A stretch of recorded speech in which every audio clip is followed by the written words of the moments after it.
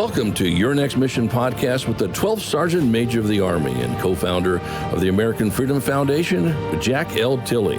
Proudly presented by Cavalry Agency, Navy Federal Credit Union, Purdue University Global, and Veterans United Home Loans.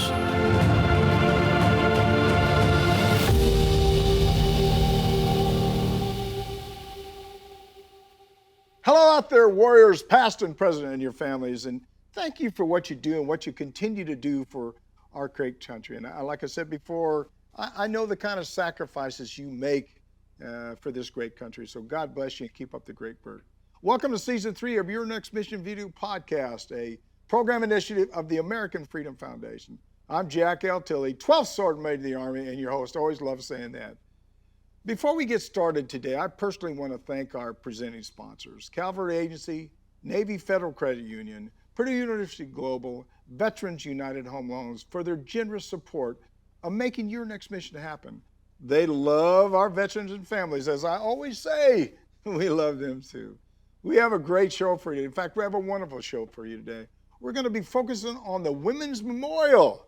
And I'm so excited to introduce Chief Warrant Officer 5, retired, I got to make sure I say that, Miss Phyllis J. Wilson, President of the Military Women's Memorial. Welcome, Chief. So good to have you on the show. Well, thank you, SMA. Well, God bless you for what you're doing. I know the audience is really eager about hearing all the stuff that you're doing with the Women's Memorial, and I certainly am too. But before we get into that, can you tell the audience just a little bit about yourself? Sure. So I joined the Army as a private. Voice intercept operator, went to the Defense Language Institute out in California for almost a year to learn German, and was then assigned with the 3rd Armored Division, defending the Fulda Gap back in the 1980s. Had an opportunity to apply and become an Army warrant officer, and did a total then of 37 years in the Army, retiring then as a Chief Warrant Officer 5. It's been an amazing career, and it got to travel the world.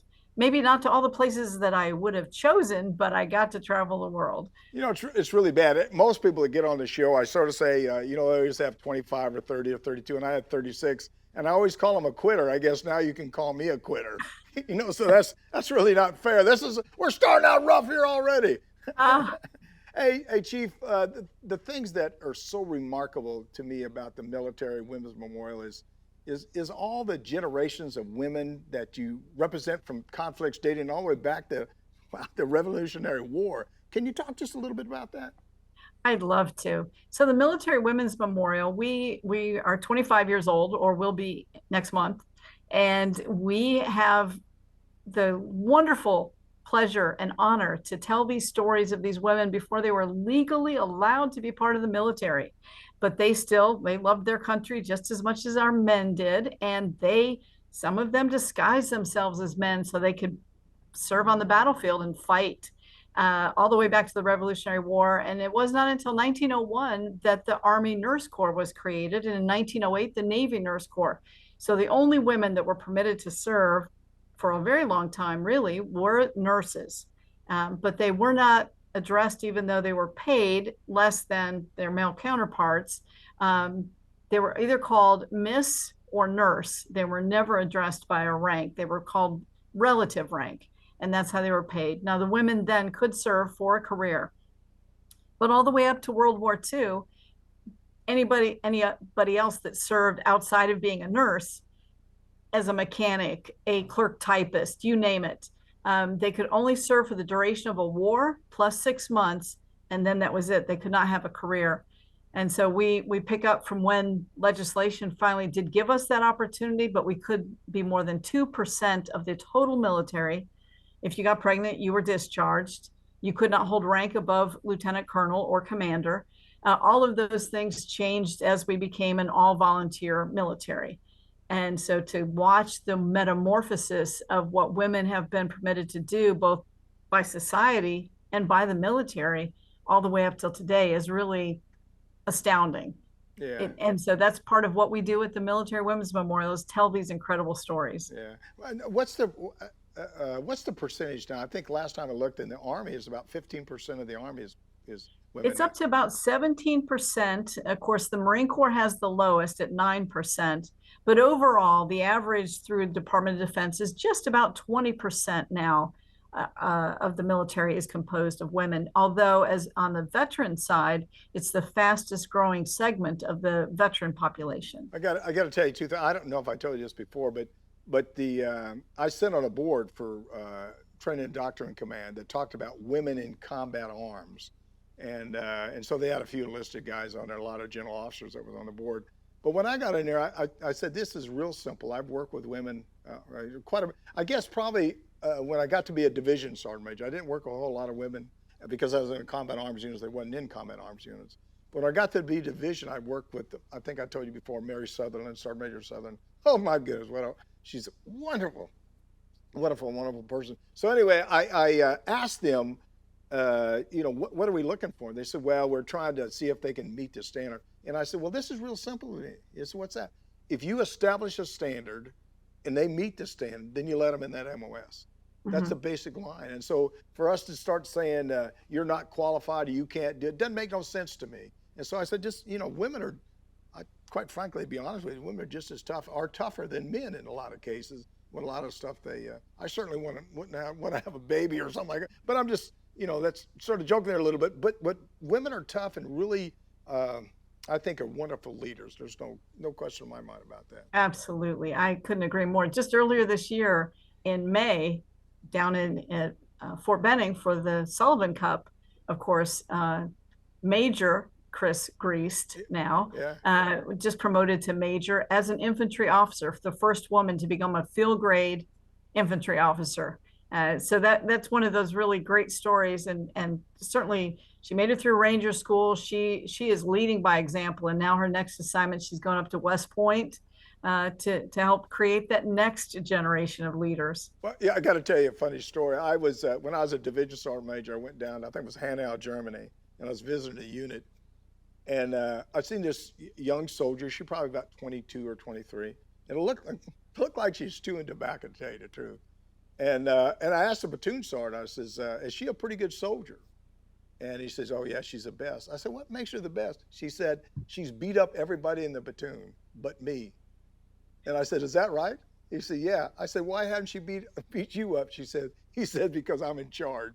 That's the only reason she hadn't kicked his butt. So it's really sort of funny. I also understand that you've recently reopened 6 months of renovation. You had some renovation there, and you did some more stuff in the renovation. We did. Now, the front curved wall of the memorial was built in the 1930s. Yeah. But the rest of the memorial behind that curved wall is like a museum. And 25 years of foot traffic at the entrance to Arlington National Cemetery, we needed to do some updating. And so that was phase one. We have a phase two yet to come. But yes, we closed the doors this past winter, and opened just before Memorial Day, May of this year. And did some significant changes, including one space that will be dedicated in October 16th, for Brigadier General Wilma Vaught, the founder and president emeritus of the memorial, who had a stunning Air Force career. And then after she retired from that, she took this on as her next big project. Yeah. Is there anything other than that new? You was talking about a couple other things that you're doing new in the memorial. Is there anything else that you're doing new in there? Oh, we've got all kinds of programming. Well, tell me what they are here. I want to hear them. I'd love to. So we do have a YouTube channel. Yeah. Anybody that just goes to YouTube and searches under Military Women's Memorial, you'll find a number of either short 3-minute videos or 45-minute videos where we've interviewed people like the past Surgeon General of the Army, Patty Horaho. So you can find anything, whether you want a longer story, short story. But within the memorial, some of our new programming, one of those is next month, October, is Breast Cancer Month. And we are doing an exhibit in there about women that either while they were on active duty or once they became a veteran, were diagnosed with breast cancer and had the surgeries. And we took some fantastic photos that I was not personally sure how I felt about it until I witnessed one of the photo sessions of these women that are basically draped from the waist down. Their scars are showing. But there's a look in their eye and a tilt to their chin that there is no doubt they are not conquered. They are not defeated. These are strong women that went through cancer and came out the other side. And so this is one of these calls to action to really make sure women know that, if you serve in the military, especially in Iraq and Afghanistan, studies are already indicating you are 37 times more likely to develop breast cancer than your civilian counterparts. So that's part of what we do, is making sure that the currently serving and those that have already served are aware of this. Another great one that we're doing is with the Women, Peace, and Security program, which Department of Defense has been directed by Congress to look at this WPS, or Women, Peace, and Security program. So we have General Scotty Miller, the last commanding general for ISAF, as I call it, in Afghanistan. So General Scotty Miller, the last commander in Afghanistan, and he is coming back. He is our honorary chairman of our WPS program, and he's helping to launch this program October 7th with a fireside chat, as he talks about both the women that he served with in special operations and the cultural support teams, as well as we will also have present that day Afghan women that served in the CST counterparts, the female tactical platoons in the Afghan military. Some of those women were fortunately able to get out of Afghanistan in time, because their name is also on the short list that the Taliban is looking for. And in fact, those that they have found, they have murdered them. Well, one of the things you said a minute ago is about the impacts of women in the military. That was one of the questions I asked when I was in TRADOC. I said, we talk about all the things we do and all this other stuff. What is the impact as far as having children?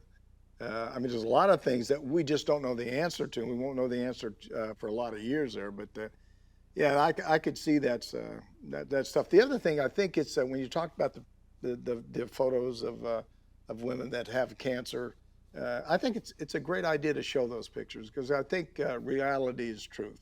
Let people see exactly what happens. And it's one thing to talk about it, but when you see it, when you see what happens and the things that do occur, and you see some, just like you said, some strong women just standing there and just letting everybody see exactly what it's all about. I think it's, some people might think maybe it's a little too much, but I personally think you gotta, there's too many things we hide from people. Open up and let them see it, so. We see the burn. Yeah. We see the scars on other parts of the body. Yeah. And yes, it is sometimes for some people very difficult to look at. I'm a registered nurse. And so when I also look at the demographics and making sure that men and women all know, because, I just can't help but believe, men can get breast cancer too. Yeah. And the issue is if women that have served in Iraq and Afghanistan are 37 times more likely than their female counterparts to develop breast cancer, is there any correlation with our males, the men that have served and have been in, and not just those in uniform? What about our contractors? What about our government civilians that have been in and out? What about even the USO men and women that have gone over to entertain the troops, that have been in and out of that box for 10, 12, 15, 20 times? And some of them, whether it's related to that, we don't know yet. But some of those entertainers have also been diagnosed now with cancers, rare cancers. That's the unusual piece. It isn't just the run of the mill. It's a rare version thereof. Yeah, I'll get off cancer. I had a good friend of mine. His name is well, I won't say his name, but he was a good friend of mine. I know him for years. We golfed. We really got promoted together. And he had a rash from Iraq that was all over his body. And he called me. We talked about it. He must have went to 3 or 4 different doctors. And I remember he said, well, General so-and-so has introduced me to his doctor. We're going to, and they never could figure it out. And they never could get rid of his rash. And so there's a lot of stuff that, you just don't know what goes on in those places, what they're blowing up, whether or not they're blowing up chemicals or whatever. And you're right in that area, and you may not have any kind of protection. So I agree with you 100%. We're talking with Miss Phyllis Wilson, I should say Chief Phyllis Wilson, President of the Military Women's Memorial, and you're watching Your Next Mission Video Podcast with me, your host, Jack L. Tilley, 12th Sergeant Major Army. And don't forget, if you're enjoying this discussion, and I know that you are, because we're talking about women that sacrifice so much for us, for this country. And just like me and the Chief was talking a minute ago, we don't know the impact that war has on women. Now, we probably won't know for years, but this is an important issue. It's someone that we need to listen to, we need to talk about. So anyway, we need to be a part of a family too. So please like us, click on that subscribe button down below there. Join our team because we're going to help each other out. Chief, we're coming up in just a couple of days, isn't it? Like October 14th and 16th, you will be celebrating, this is important now, the 25th anniversary of the Military Women's Memorial. What a great milestone. And let's talk about the significance of that week and the activities that are planned. Of course. So 25 years, who knew? And when the doors opened 25 years ago, there were 40,000 people that lined all the way down to the traffic circle that heads to the Lincoln Memorial. And people, many of them were World War II women that had only been able to serve for the duration of the war plus 6 months, and then were very unceremoniously sent home. So they had never gotten any kind of recognition. And certainly that's not why we serve. We do it because we're answering our country's call. But when they see other people getting ticker tape parades and being recognized, and even many of those women, nearly 400,000 that served in World War II, when they tried to avail themselves of the GI Bill and all of the things, many of them were pushed away. The schools didn't realize that women could be veterans too. Yeah. And so we still go through that. So those women were there. Sadly, many of those women have passed away in the last 25 years, but we have this whole new crop. More women have served in combat since we opened our doors 25 years ago than all the way back to the Revolutionary War. Oh, wow. So there's young generations of women that many of them don't even know there is a national memorial to honor and tell their stories. So that's why we're excited for the 25th anniversary. We're going to do everything from luncheons where it's just an Army luncheon, sea services, the Navy, Marine Corps, and Coast Guard all will come together and have a luncheon, and then the Air and Space Forces. And you'll be glad to know, Jack, that we've invited Chief Master Sergeant of the Air Force, Joanne Bass, to be our key speaker at the Air and Space Forces luncheon. And she's a rock star. Well, I seen her on LinkedIn the other day. She's really she's all over LinkedIn, always putting a really solid message. She's a good learner. I was going to say something a minute ago. It's a shame that it sometimes takes us a long time to fix things that we did wrong. But I think it's because we're better educated. We understand things a lot more. We're really a young country. But we're growing and developing. So it's good that we see the issues and we're able to fix those kind of issues. And you're really right. When you look back at some of the females that we didn't recognize where we should have recognized them, just like I was talking about Mary Sutherland, she was a tough soldier. But we're doing it now, and we need to continue to do these things as much as we can, as long as we can, that's for sure. Correct. But I would say too, Sergeant Major, that one of the key things is it shouldn't be recognition because it's women. Yeah. It's recognition because they've done something of such a degree, such a caliber, and that their service and their courage sets them apart from all of the other servicemen and women, right? Absolutely. Yeah. And I think some of us grow a little weary, to be honest, that when we're recognized as the first woman in a role or the first ethnicity in a role or whatever, it's like, okay, we get that, but there will come a time when all of that sort of falls to the wayside. Are they the best? Are they selected to fill some of these key leadership roles across the military and even in civil sector? Are they filling it because we're trying to build out a diversity matrix, or because that man, woman of whatever ethnicity is the best person for the job? And that's where I hope one day our nation gets to. I always talk about Mary Sutherland because she really was she was a motivator for me, because she really, I sort of a funny story, but she told me one time, she says, I was a new division sergeant major and I got all the brigades in there, we're talking, and I said, Sergeant Major, how do you want me to treat you? She said, like everybody else. So I said, well, so actually I treated her like everybody else. I didn't cut her no slack. And it was really funny. One more story, and I'll get off this real quick, is I remember I was pulling the gate one time at Bad Kreuznach, and there was a female that was on guard, and she was pregnant. And so I said, oh, she check my ID, whatever it was, flagged me through, and I went into office and stuff. Well, about 20 minutes later, I had somebody come in and say, well, you know, Sergeant, what are you doing putting somebody who's pregnant on guard? I said, first of all, that's not my responsibility. Some of the unit's doing that responsibility. But let me just tell you something. Does she have a profile? Is there I mean, her doctor's the one that make that decision. So don't start making some kind of standards based on your perception of what's right looks like. The Army has a standard, and you'll enforce that standard. And I said, she's going to stay on guard until the doctor says, you know, whatever.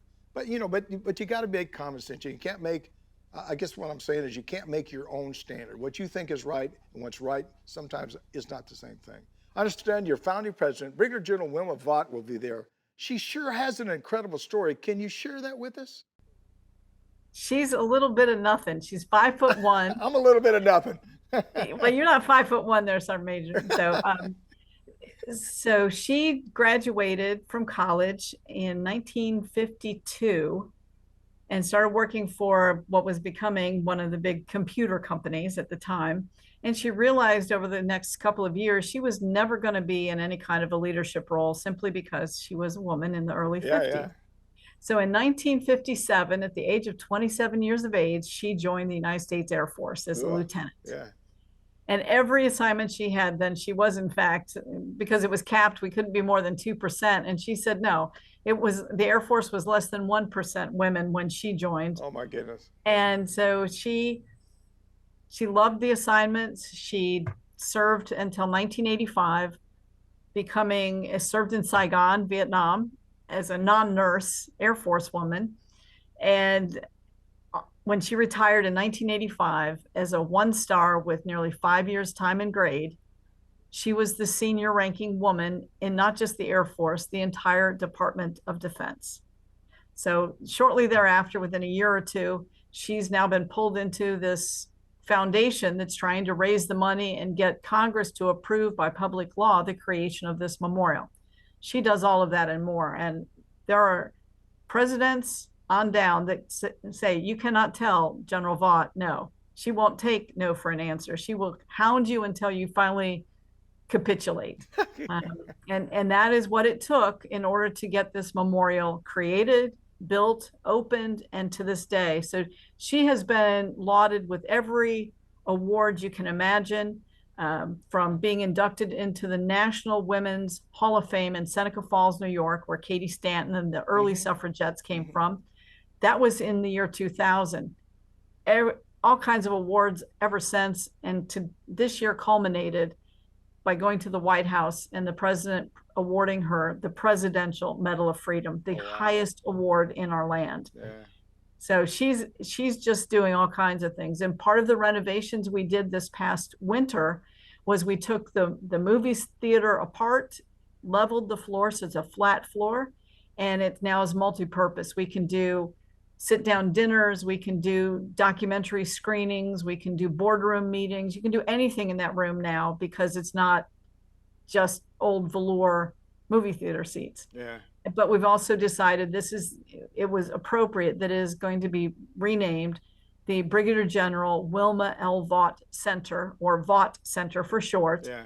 And on Sunday, the 16th of October of this year, General Vaught will do the ribbon cutting to officially open the Vaught Center to the public. So we're really excited about that. Well, isn't there probably a lot more places that we recognize, just the Women Memorial, but there's other places throughout the Army, I guess. We certainly have recognized women in named streets or whatever. Are we doing things like that? We absolutely are. And of course, the Army Women's Museum is down at what is now called Fort Lee. And of course, with the renaming commission that has looked at what the names might be. So there's 2 installations in Virginia that are likely going to be renamed. One is AP Hill, which will probably, under current conjecture, will be named for our only woman Medal of Honor recipient, Dr. Mary Walker, from the Civil War. Yeah. So that's the one. And the other would be Fort Lee, down near Richmond, which will be a combined name of General Gregg, Gregg, and he's the only living person that they've got on this selection of renamings, but it would be General Gregg's and Charity Adams Early, the commanding officer of an all-Black unit from World War II that just was earlier this year awarded the Congressional Gold Medal, the 6888. Yeah. So it would become Greg Adams, Fort Greg Adams. Yeah, I always thought they ought to name it after. They ought to name a lot of installations out of enlisted guys and gals now. But I concur. 80% of the military is enlisted. Yeah. And sometimes it's really. I mean, general officers, I think, all of them do a great job. But you have a lot of enlisted soldiers that do a lot. And it's really, I always thought it was 81 to 82 or 83% now. But there's a large enlisted force, just like the Women's Memorial, that should be recognized. A lot of times we don't recognize it. It doesn't even, sometimes I don't think it makes sense to me, and I don't know why they do that, because I think they're, I guess whoever talks the most gets, whatever. But I think we ought to look more about the enlisted corps. Let's take a quick break. We'll be right back. You're watching Your Next Mission video podcast. You're watching Your Next Mission, proudly presented by the Cavalry Agency. They help brands dominate no matter their size. Ideas, strategy, action. This is Cavalry. Learn more at cavalry.com. Navy Federal Credit Union, the most trusted credit union owned by members of the military community, serving all branches of the armed forces and their families. Their members are the mission. Learn more at NavyFederal.org. Purdue Global, providing affordable online education for hardworking adults. Learn more about a personalized, innovative, and world-class education at PurdueGlobal.edu. Veterans United Home Loans, the #1 VA lender for 5 straight years. If you're buying, they're funding your dreams. Learn more at VeteransUnited.com. Now back to your host, the 12th Sergeant Major of the Army, Jack L. Tilley.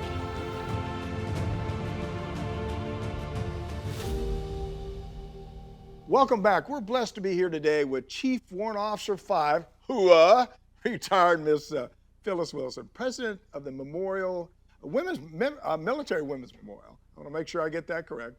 And I want to remind each one of you to reach out to me directly. Tell us about your transition. Tell us what topics you'd like us to cover. You can also call or text me at 844-424-1134, and I'll actually reach back out to you. Or send me an email at smatilley@yournextmission.org. Okay, let's pick it up where we left off. Chief Wilson, I'll make sure we got that right now. We're heading into our final segment with you today, and there's still just have a couple more topics I want to cover. And I've enjoyed immensely talking to you this morning. Is there what's the #2 issues that you have in the Women's Memorial? Well, SMA, thank you again for the opportunity to share this with yourself and with your audience. Is the Military Women's Memorial is sort of that hidden diamond in plain sight that people just don't know that much about, even though we're at the entrance to Arlington National Cemetery. So 2 things I'd like to actually share with you. One, people think because we're a national monument that we are federally funded, and we are not. We're a 501c3 foundation that relies on the generosity of Americans to keep us up and running, to tell these incredible stories, to safeguard the artifacts that we have that go back all the way to the Civil War. It costs money to safeguard them in climate-controlled environment, in acid-free boxes, and we have more artifacts than you can ever fathom. If we had an Army Sergeant Major that was of just people with small feet, we could outfit the entire Army with boots. But anybody that's bigger than about a size, 7.5, 8, we might run into problems. Yeah. But we safeguard all of that, as well as tell all these stories and look at the programming. So we rely on the generosity of America. And as we're hitting that 25-year mark, not only do we need to operate, we also have phase 2 of major renovations to tell these more fulsome stories, especially of the global war on terror. We have not refreshed to the degree that we would like to be able to do so, but we can't without money. And so I'd make that plea that if you want to learn more, go to womensmemorial.org. You can see all of the programming and all of the stories that we're already telling, but we could do so much more. And the way that we tell these stories is through our national database called the Register. And we're asking every woman that has served and is serving still to put your story into our national database. likens it to a big baseball card. Yeah. Your photo, your years of service, your memorable experiences, which are stunning, whether it's a gal that got a box of Twinkies in Vietnam, as she normally did from her loving sister, but this particular one was filled with black ants, and what she did to mitigate that, to some very powerfully sad stories. It's amazing what we learn about each individual woman, but collectively from the branch of service, from the era, and how things have changed for military women. Before, the idea of being pregnant and being a gate guard, which I did myself also in Germany. Hope you did a good job. I was awesome at it. Thank you very much, SMA. Yeah. And I did not mind it at all. Yeah. My sergeant major at the time said, "There's nothing wrong with you. You're pregnant. That's not an illness." Yeah. We did PT right up until it was time to deliver the baby. Yeah. And I was grateful for it. Honestly, I was already fit. I kept doing what I was capable of doing. Might not have been with the fast pack near the end, but nonetheless, my recovery after having the babies was swift because I was already fit. And I think sometimes the idea of setting that aside, but we look from when women were discharged, if you got pregnant, you couldn't even serve, to now the idea that we have all of the opportunities to serve. And so the database is really not about you. Don't tell me I didn't do much. You're standing on the shoulders of giants. You're standing on the shoulders of women that served in an era when they couldn't even vote, and they served. Yeah. And how do we tell that story, that historical timeline, that what we are doing today is so different from what they did when we don't have the current stories? So I would encourage you, whether you're serving now, a woman that is serving, or your grandmother served years ago, you can go in and create an account on our website, that womensmemorial.org, top right corner, create an account. Men, women, served or not, you can all have an account. And on the left-hand side, you can search for a servicewoman, see if that family member, that friend, is their story already in our database. And if it isn't, right up above that, it says register a servicewoman. Tag, you are it. Yeah. Tell her story, please, especially if she's already passed on. If you have a photo of her, if you can tell any portion of when she served, where she served, did she receive any awards? I mean, I stumble across incredible stories. This lady has 7 campaign stars from World War II. Oh my goodness. A surgical nurse Yeah. with a Bronze Star. Yeah. Yeah. So you can't make this up, and we don't want to. We want the stories to be put into here. We have 303,000, but that's 10%. 10%. And so with that 2 million living women veterans and those that have passed before us, we need somebody that knows their story to encourage them either to put it in, or if they're gone, put it in for them. But please check our database first. And you can just type in any last name, type in Tilley, and see whose names might pop up there, and just read their story. You will be impressed, and you're going to stand a little bit taller, realizing what some of these women have done for this country. So those are the 2 things I need help with. Yeah. It's really funny that when you say that, I was thinking about women that I worked with in the military. I got it again. It's a sort of a funny story. So I'm in the division sergeant major, and the driver I had got sick, and we had to get a substitute driver. So it happened to be a female, and I said, I don't care. Yeah, I was going to Grafenwehr, and we got up to Grafenwehr. We got a flat tire, and she said to me, Sergeant Major, we got a flat tire. I said, yeah. She said, what am I going to do? I said, I guess you're going to change it.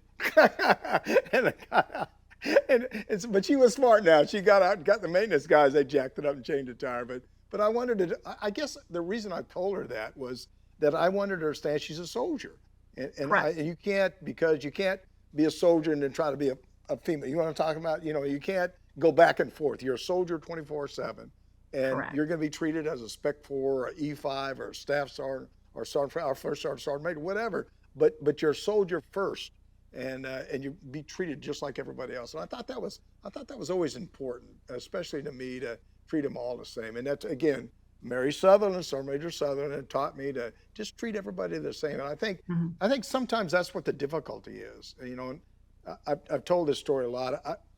It would hurt me, and I've seen a lot of death, and I'm sure you have in the Army too, but I've seen a lot of death in the Army.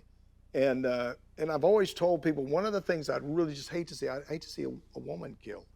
It would bother me a lot more. Even seeing a man killed would bother me, but it'd be different. I don't know if that makes sense or not, but it'd just be different for me, just maybe because of my age, and that's always bothered me. So I just, you know. Well, I think we're all wired, you know, Yeah. and the way that we grew up was there was deference given to the ladies. Yeah. You know, and so, and the protective nature, we can talk about this more, I suppose, but we are hardwired in our DNA. Yeah. You know, women are like, you know, we'll protect our children with our own lives. Absolutely. In a heartbeat, you know, but we also do expect, and I think that's where sometimes we run into problems when men and women wearing the same Army uniforms sometimes don't seem to understand this kinship that we have, and that expectation that we have. But absolutely, it's like seeing a baby that's been killed in a combat zone or something. You know, I mean, that just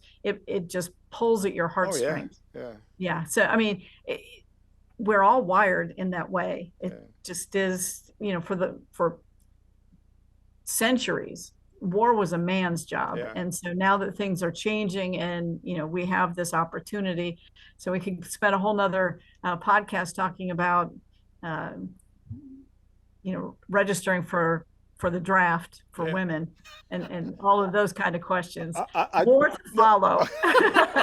Well, for me, again, I'll go right back to it. It's open. If you want to, everything's got to be the same. Register. Do it the same. It's all got to be equal. I was just thinking about something. I probably should tell this at the end, but I remember yesterday. I've been married a long time. I've been married 50 years now. But I asked my wife. I said, she said something like, "You make all the decisions." And I said, "Well, I don't make the decisions." She said, "Yeah, you make all the decisions." "Well, what do you do? Just give me recommendations?" "That's right." I said, "Well, what if I don't take your recommendations?" She said, "You're stupid." So I know how that thing goes right there. So I said, "Oh no," she said it in a different way, and she chuckled a little bit. But it's really right. You know, I don't know what happened when I got married. Somehow, I was joking with somebody the other day. Somehow the woman is really the leader of the house. I mean, the man sort of supposed to do the heavy carrying, I guess, or whatever. But my wife is absolutely my best friend. You know, first of all, let me say, what you're doing is so important. And again, I've said this to you before, and I'll say it to you again. Whatever I can do to help you, I'll certainly do it, because not because of you, because of a lot of people like you, and like Mary Sutherland, and people I've worked with throughout my military career that meant so much to me, that I watched them in their sacrifices. I watched them in the things they did, and I try to do, from my little perspective now, I try to do all I could to make it equal, to make it fair, to make everybody treat them the same. And I remember I used to tell all the brigade sergeant majors, I say, "Look, you know, you can do whatever you want, but everybody's the same, and I'm going to treat you all the same, and you're going to treat her the same too." And we got through that, and all of them understood. You know, we had, you know, they knew that I had the hammer, so they better listen. So, hey, any final thoughts? Anything we missed you want to share with the audience? I know you already gave that website already once, but you can do that again if you anything you want to put out there. I just want to be clear to the audience that, you know, I have 4 sons that are combat veterans, and I'm very proud to be a soldier, not a woman soldier, just a soldier. That's happy right. to have served in that capacity, jumping out of airplanes, doing all the things that I was permitted to do in my era. Yeah. And now what I see is happening. But again, to tell those stories, every person's story, every woman that has served, to me is so incredibly important. Many of these, we're never going to write a book about them, not like SMA and others. We should write a book about them. There's no question about that. But some of these ladies, like they said, you know, I served for one tour and got out, and I was a mechanic. But when we compile them, when you do a collection of stories, that's the fascinating part. But every one of these individual short stories is what makes this incredible diary journal of women in the military in the United States. And without each of those, if they don't claim it, when they cease to exist, so does their story. And we can only tell the stories that we have in our archive. Yeah. So if they don't put it in there and researchers don't have access to it to sort of see how have things changed from when you were discharged, if you got pregnant, to now, all of the services that the military now provides, from lactation rooms to whatever, that would have just been unheard of not that many years ago. But we have to find a way to tell those stories, and not just from the female perspective, but I'm talking about from a military perspective. Absolutely. What have women done that have safeguarded this nation in your own little lane? Mine was military intelligence. Did I change the world? No. But collectively, did we? Oh, yes, we did. And that's where I need the help, is really, please find that woman in your life, whether it's a grandmother, a great grandmother, or a daughter that is serving today, and help them to get their stories into this database. And it can always be updated anytime. Yeah. So that's the big push that we have, is to how do we help be that historical repository for every bit of women in the military stories. It's really funny. Every time you say something, I think about something else. I'm going to tell you a quick story. So we had a guy when I was down at CENTCOM. He says he wanted this young soldier to get up and brief, and he was an intel guy, intel soldier. He got up there and says, "I have no intelligence." I about fell out of the chair laughing. It was so cute. The other thing is, you talked about me writing a book right here. Writing a book. The reason I wrote a book is because it wasn't really about me. It's the fact that I wanted people to understand about the military, and maybe understand a little piece of my life too, but understand the kind of sacrifices our veterans and our family members make. And I think, and we talked about it a minute ago, the enlisted corps, you don't really hear a lot from the enlisted corps. Yeah, certain people you probably do, but a lot of guys are sort of quiet, sort of get out and sort of go on their life. And I think it's the same way when you talk about the Women's Memorial. There's so many people that did so much that we just don't say enough about it. It's going to take you years and years and years, but keep punching, keep talking, keep doing what you're doing, because you're making, I guarantee you, you're making a difference. And again, if I can ever help you in any way, I certainly would do that. God bless you. Thanks, SMA. Just giving us an opportunity to be heard here on your podcast is a huge, huge win for us. I appreciate you more than you know. Oh, God bless you. Thank you so much. Thanks to Chief. I don't want to miss that. Chief Phyllis Wilson. Chief, you jumping all over me. I'm messing up.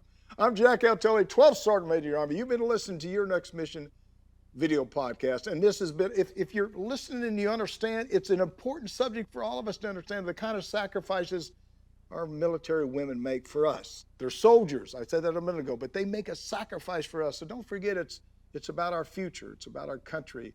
It's about something we just can't forget. Thank you for watching today, and please visit our website on yournextmission.org and leave me a review. I always say, I hope it's a good one, but if it ain't, I can take it. You can also visit our partners there who can provide you with so many services that will assist you in your transition from the military. Also, please visit our corporate partners there and see all the jobs that we have available. Please know we want to assist you any way that we can. I'll say it again. Please know we want to assist you any way we can. Please follow me on all my social media channels. Never thought I'd say that, but I say that every time. Facebook, Twitter, Instagram, YouTube, and LinkedIn. I love them.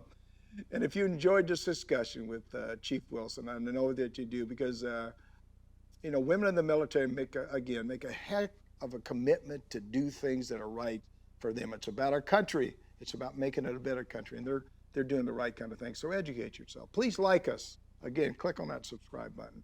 Don't forget, we want to hear from you. Please leave me a message or send me a text at 844-424-1134, or send me an email at smatilley@yournextmission.org.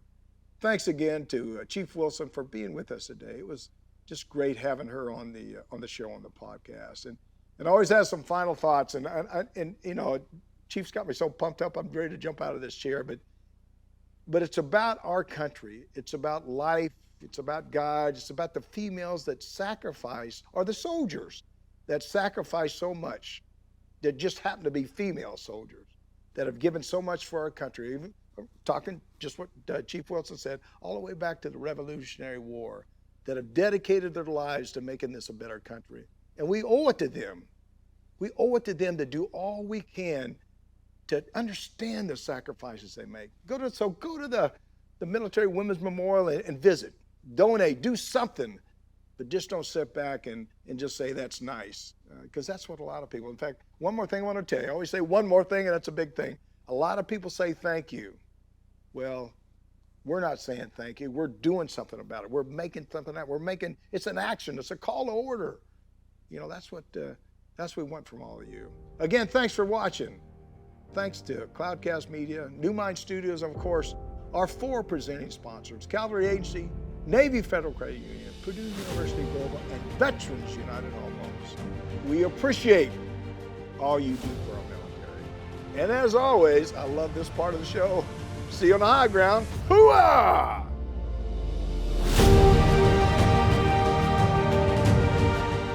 You've been listening to Your Next Mission, brought to you by the American Freedom Foundation. Learn more by visiting yournextmission.org.